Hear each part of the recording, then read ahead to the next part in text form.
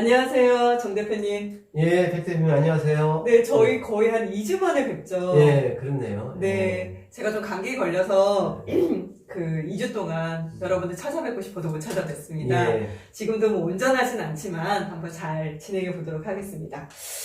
대표님, 요즘, 예. 대표님도 그러신가요? 요즘 임차인에 대한 질문들이 굉장히 좀 많이 들어오세요. 예. 그렇지 않아도 오늘 네. 여기 동영상 촬영하기 전에 유동화 회사 관련자가 임대차에 관한 상담이라고 할까요? 자문. 그래서 그건 이제 상가 임대차의 경우였는데, 네. 그거 마치고 막 바로 왔습니다. 그렇군요. 확실히 이제는 이 부동산에 대한 검토보다 임차인에 대한 검토가 더 중요해지는 때인가 봐요. 예, 맞습니다. 예. 저한테도 질문이 좀 접수가 됐는데요. 예. 어떤 내용이었느냐면, 이사를 나가려고 하는데 주인이 보증금을 돌려줄 수 없다라고 합니다. 이사는 가야 되겠고 전세 금액을 돌려받을 수 없는 상황인데 방법이 없을까요? 이게 이제 질문이었거든요. 예. 근데 보통 이제 전세 금액을 돌려받지 못하는 상황에서 내가 이사를 나가야 된다는 얘기는 뭔가 보호를 해줄 수 있는 장치가 없냐라는 걸 물어보시는 것 같았고, 예. 그래서 제가 임차권 등기를 하시면 됩니다라고 말씀은 드렸어요. 네. 그래서 그거에 대한 거를 이제 잘 진행을 하셨는데, 의외로 소소하게 더 자세하게 알고 싶다라고 궁금해 하시는 분들이 많아서, 예. 저희가 그것들을 좀 더 자세히 알려드리면 좋을 것 같아서 오늘 주제를 한번 정해봤습니다. 예. 대표님, 임차권 등기라고 하는 건 뭘까요? 좀 설명을 간단하게 해주시겠어요? 예. 이 임차권 등기는 결국 방금 전에 백 대표님이 말씀하신 사례처럼 네.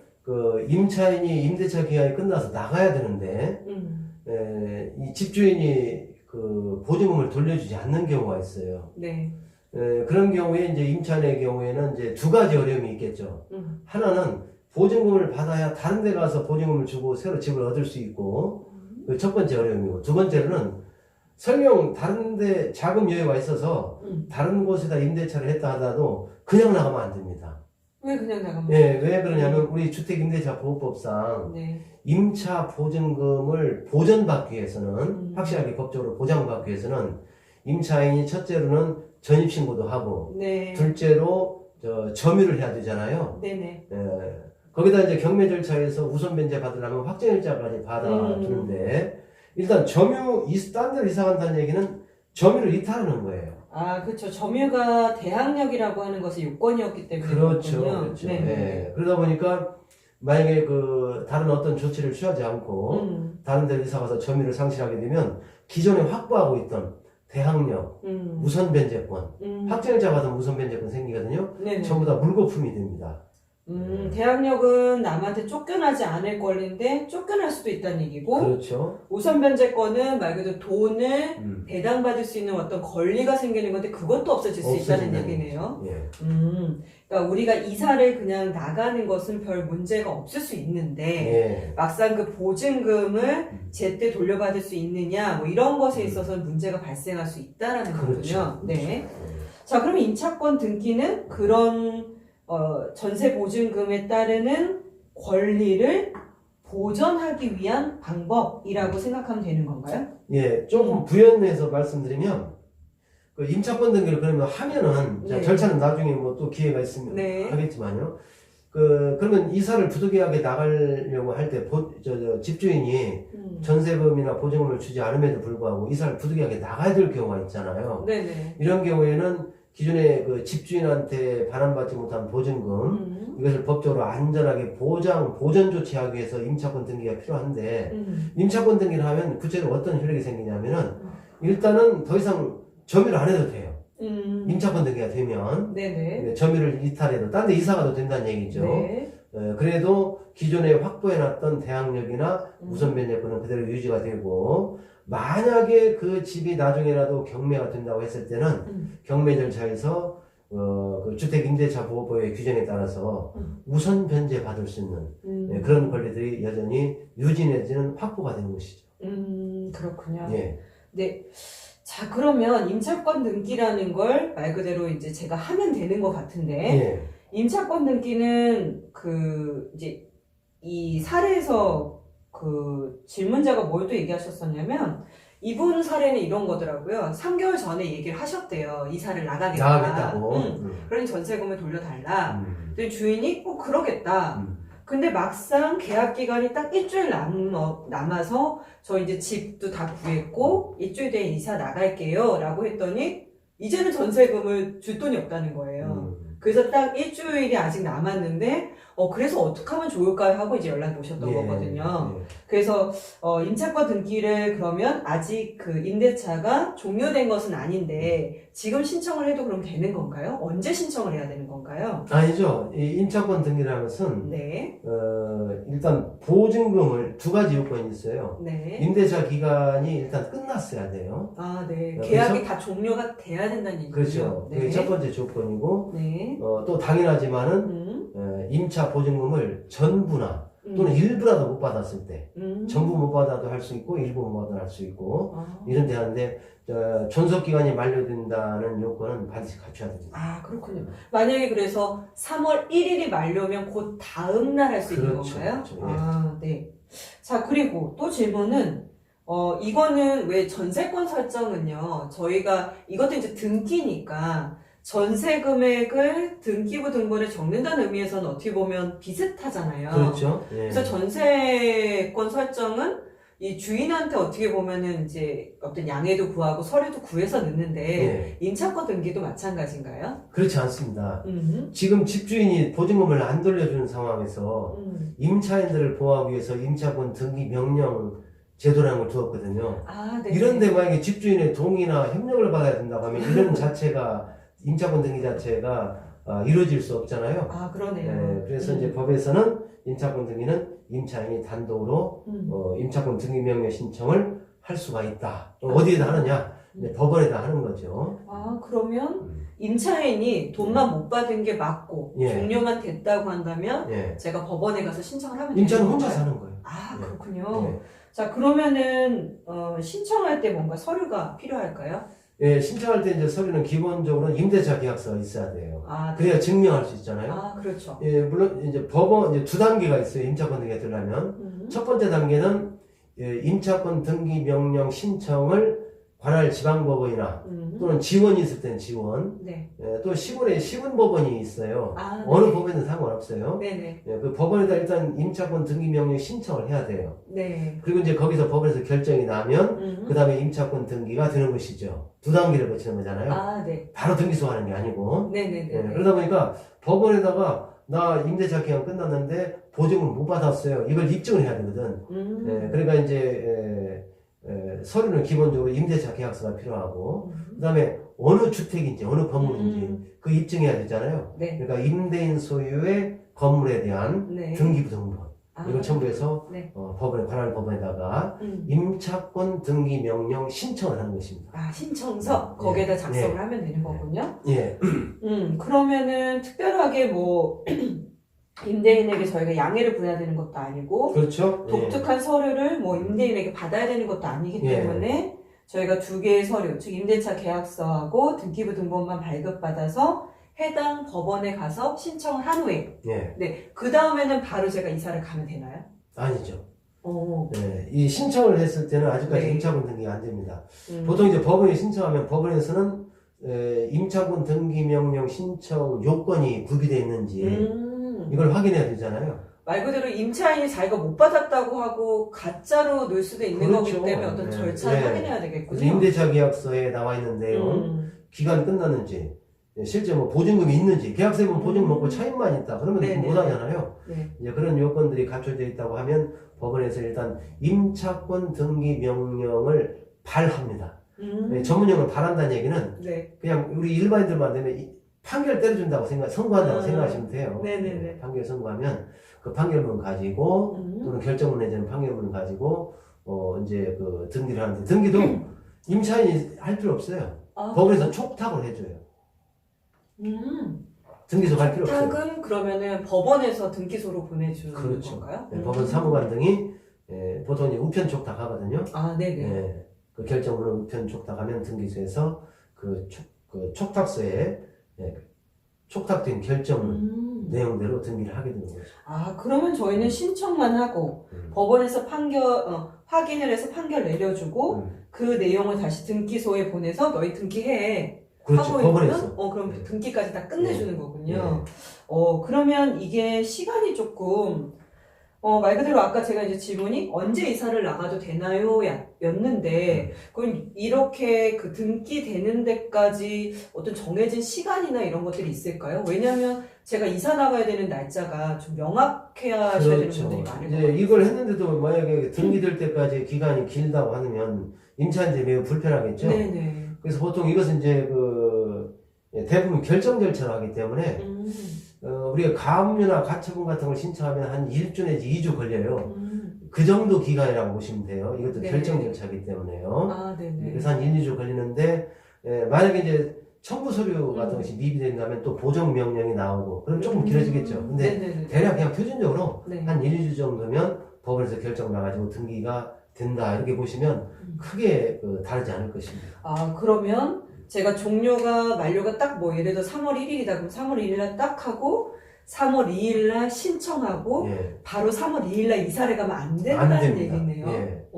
만약에 3월 2일날 제가 이사를 가버리게 되면 나중에 판결이 나왔다 하더라도 예. 어떤 권리가 달라지나요? 그렇죠. 자, 예를 들어서 등기를 하고 임차권 네. 등기명령 신청해서 법원에서 이제 결정이 나가지고 등기소 촉탁이 된다고 그랬죠? 네네. 자, 그 촉탁된 임차권 등기가 등기부에 기재가 된 후에 나갔을 때는 네. 기존에 확보하고 있던 대항력, 그 다음에 우선 면제권이 그대로 유지가 돼요. 아, 기존에 있었던 거를 쭉 이렇게 유지. 그렇죠. 네네네. 유지가 돼요.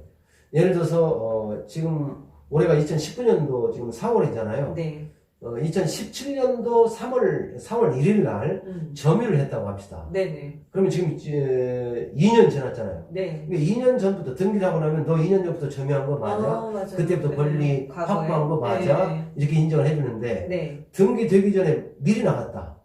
아, 저는 신청을 했기 때문에 나는 보호받을 수 있어 하고 그날 나갔다 하더라도 그러면 그걸로 종료인 건가요? 그렇죠. 등기가 되면 그때부터는 대항력과 우선 변제권을 가지게 되는데 네. 그때 발생하는 거예요. 아. 순위가 이렇게 뒤로 밀리는 거죠. 그러니 이 공백이 발생하면 안 되는 거군요. 그렇죠. 확보한 후에 네. 나가야 유지인 거지. 예. 내가 신청을 해놨다 하더라도 먼저 나가버리면 안 하는 것만 못한 상황이 되는 거네요. 그 시점에서는. 안 하는 것보다는 낫지만 네네네. 권리가 이제 뒤로 밀리니까. 새롭게 그때 한 걸로 본다는 거죠. 예. 자, 그래서 이제 쉽게 정리하면 일반 임차인들은 이걸 원할 것 같아요. 네. 나 임차권 등기하고 나가야 되냐? 네. 아니면 신청만 하고 나가야 되냐? 아, 그렇죠. 그러면 그렇죠. 등기된 거 보고 나가세요. 이렇게 하면은 그러네요. 조금 그렇지 않으면 불이익이 따를 수 있습니다. 순위상에. 그렇게 정리하면 조금 이해가 쉬울 것 같은데. 오히려 임차권 등기를 해야 되는 것까지는 알았는데 이렇게 등기까지 확인하고 나가야 되는 것까지는 모르셨던 분들이 좀 있을 수 있을 것 같아요. 아무래도 일반인들이 네. 주택임대차 보호법에 관한 내용을 상세하게 안다고 보기가 어렵기 때문에 그렇습니다. 네, 그리고 생각외로 임차권 등기라는 거가 있는 거를 모르시는 분들도 많더라고요. 그럴 것 같아요. 왜냐하면 네. 보통 이제 중개사를 통해서 하기 때문에 보증금이 조금 이제 지연되면은 새로 세입자 곧 구해지니까 좀 기다려주세요 해서 네. 이런 법적인 절차까지 안 가고 서로 이제 원만하게 협의가 돼서 나가기 때문에 이런 제도가 있다는 것을 임차인들이 알기는 좀 어렵지 않은가. 그러니까요. 저도 여태 동안 40대 중반이지만 경매를 배우기 전까지는 임차권 등기라는 게 있는지도 몰랐어요. 네, 예, 그렇죠. 경매에서 아무래도. 배우고 나서야 그렇게 하면 되는구나 하고 그제서야 저도 임차권 등기를 떠올린 거지. 예. 이걸 일반인 분들이 아실 수 있을까 싶은 거고요. 예. 우리 입장에서는 저는 이제 항상 민법은 좀 일반인들이 같이 좀 공부했으면 좋겠다라고 하는 것도 이런 취지인 것 같아요. 일반인들이 전세금을 내가 돌려받지 못할 때 딱 임차권 등기하면 돼 이렇게 바로 떠올리실 수 있으면 너무 좋겠다는 생각이 좀 들더라고요. 그렇죠. 자, 그러면 이제 다 갖췄어요. 제가 이사도 갔고 등기도 다 만료가 됐고 저는 이제 제 순위가 다 보전이 되니까 괜찮아요. 마음은 놔요. 예. 그런데 한편으로는 주인이 계속 돈을 안 주면 어떡하죠? 자, 임차권 등기라는 것은 권리를 그냥 보장하는데 그쵸. 두 가지 보전 내지는 보장. 근데 결국은 이제 궁극적인 목적은 보증금 받는 거 아닙니까? 네, 맞아요. 근데 이제 집주인이 뭐 돈이 없다 이렇게 해서 안 주는 경우가 있잖아요. 그때 결국은 이제 강제 집행할 수밖에 없거든요. 네. 강제 집행이라는 것은 이제 쉽게 말하면은 여러 가지 방법이 있지만 가장 대표 형식이 그 집 경매 날리면 돼요. 아, 네. 근데 경매를 날리려면은 뭐가 네. 필요하냐? 그러니까 경매를 신청하려면 경매를 네. 신청하려면 판결문이 필요한 거예요. 판결문. 네, 그래서 등기 후에도 계속 안 주면 네. 임차인이 네. 임대인인 집주인을 상대로 네. 임차 보증금 반환 청구에 손을 제기해서 네. 법원에서 판결을 받으면 네. 그 판결을 가지고 네. 그 집에 대해서 경매 신청을 하면 됩니다. 그러면 결과적으로 임차권 등기는 네. 돈을 돌려받는 것까지 권리를 신청한 것은 아니네요. 그건 아니죠. 보전한 데 불과한 거죠. 아, 그러면 일단은 내 순위부터 보전해 놓고 그게 임차권 등기. 그렇죠. 그다음 그 돈을 돌려받으려면 별도의 소송을 제기를 해야 되더라. 네. 그리고 그 소송의 이름이 임차권, 임차 보증금, 임차 보증금, 보증금. 그다음 반환, 반환해 주세요. 청구소. 예, 청구소 예. 이렇게네요. 예. 예, 일반인들이 이거 되게 어려워하시더라고요. 임차 보증금을 반환해 주세요라고 하는 걸 청구하는 소송이다라고 보시면 되겠네요. 네. 그럼 결과적으로는 이것을 해야지만 내가 살았던 뭐 주택이나 이런 것들에 대해서 경매를 낼 수 있는 거고 그 경매를 통해서 제 돈을 받아올 수 있는 거네요. 그렇습니다. 네. 예. 뭐 차악으로 가면 그 방법밖에 없는 예. 거겠네요. 만약에 그 사이에 이분이 뭐 부동산을 판다거나 그럴 수도 있을까요? 매매 가능하죠. 네. 매매 가능한데 매수인의 입장에서 생각해 봅시다. 아, 거기 임차권 등기가 돼 있는데 그걸 산다면 음. 그만큼을 감액하고 조건부로 살 수도 있지만 네. 대부분은 거래가 안 이루어진다고 봐야 되겠죠. 그러네요. 오히려 등기부 등본에 그거를 밝혀놓음으로 인해서 음. 매각도 좀 쉽지 않게 그렇게 그렇습니다. 가는 거네요. 예. 요건 좀 논의일 수는 있는데요, 대표님. 예. 그 임차권 등기가 되어 있는 부동산이잖아요. 예. 그 다음에 실제적으로 이사를 나갔단 말이에요. 예. 그게 주인이 비어있는 게 아까워서 예. 임차를 새로 드리려고 해요. 그거 가능합니다. 그랬을 때는 이게 가능한 거예요? 들어오는 것도 가능해요? 예, 가능합니다. 다만 네. 지금 예를 들어서 내가 임차인이라고 합시다. 네. 내가 임차권 등기를 하고 나갔어요. 네. 여기 비어 있잖아요. 네네. 그러니까 집주인이 새로 임차인을 집어넣었어요. 그럼 임대차 가능해요. 네. 다만 이제 이 새로 들어온 임차인은 네. 어떤 불이익을 당하냐면 아. 소액보증금의 최우선 변제권 네. 요건 못 받아요. 음. 그것만. 그러니까 그 사람이 이제 소액 임차인이 아니라면 네. 어차피 뭐 소액보증금 최우선 변제권자가 아니니까 또 아무 뭐 불편함 없이 살 수는 있죠. 아, 그래요? 예. 보호를 받을 수 있나요? 예, 받을 수 있어요. 다만 순위상으로는 네. 나중에 그 집이 경매가 되잖아요. 네. 그러면 이제 낙찰되면 낙찰대금 낼 거 아닙니까? 네네. 배당은 내가 먼저 받으니까 아. 그 후에 들어온 사람은 보증금 날릴 수도 있지. 아, 그런 점에서는 아. 매우 위험하다고 봐야죠. 그러니까는 어찌 보면 임차권 등기가 되어 있는 전셋집은 예. 월세집은 내가 들어가는 사람이 거의 돈을 못 받을 수도 있겠다라고 생각하고 조심스럽게 그렇죠. 들어가야 되는 예, 거겠네요. 맞습니다. 예. 이거를 뭔지 잘 모르시고 비어만 있으니까 주인들이 뭐 이거 상관없어요 라고 얘기해버리시면 또 그런가 하고 들어가실 것 같아서 그래요. 아, 그렇군요. 네. 이제 일반인들한테 조금 쉽게 표현한다면 임차권 등기가 돼 있다는 얘기는 네. 그 집에 저당권이 돼 있다는 것과 크게 다르지 않아요. 채권으로 보면 될까요? 네, 그러면 저당권 설정된 집에 임차인이 들어왔다. 그러면 저당권자가 먼저 받고 임차인이 나중에 배당을 받잖아요. 그런 이치로 본다고 하면 네. 일단 임차권 등기가 된 집에 새로 들어간다는 것은 매우 위험하다. 그렇게 금액이 작으면 괜찮아요. 보증금이 네. 등기부에 나와 있거든요. 네. 보증금이 그 아파트 가격에 비해서 아주 그 미미하다. 뭐 그렇다면은 뭐 상관이 없지만은 그렇지 않을 경우에는 임차권 등기가 된 집에 임차에서 들어가는 것은 아주 위험한 것이다. 이렇게 정리하면 될 것 같습니다. 아, 이것도 또 변할 수 있는데 저희가 어찌 보면 경매의 입장에서도 생각을 해보면 입찰자분이 딱 아파트나 빌라를 딱 보셨는데 거기에 임차권 등기가 되어 있는 거예요. 예. 그러면 이제 경매가 나왔어요. 그러면 이런 게 뭐 인수된다거나 이런 것들이 있을까요? 똑같이 권리 분석하고 똑같이 분석하면 될까요? 예, 그거는 경매 초보자들이 이해하기는 좀 어려운데 임차권 등기가 일단 돼 있잖아요. 네. 그 임차권 등기가 경우에 따라서는 최선순위로 되어 있는 경우도 있고 네네. 그 집에 저당권 다음으로 되는 경우가 있어요. 음. 최선순위로 되는 것은 당연히 인수죠. 그렇죠? 네네. 낙찰자가. 네. 근데 저당권 다음으로 됐다고 해서 음. 그게 안전한 건 아니에요. 왜냐? 등기는 비록 저당권 다음으로 임차권 등기가 되어 있지만 네. 등기부 내용을 이렇게 보니까 임차권 등기 내용을 보니까 전입일이 저당권보다 빠르다. 아, 그럼 이건 선순위예요. 그 집이 비어 있다 하더라도. 그렇죠. 아, 네. 그러니까 그런 의미에서 초보자들이 임차권 등기가 되어 있는 것을 이게 쉽게 분석하고 입찰할 수 있는 것은 아니지 않느냐 그런 생각이 듭니다. 네, 그렇군요.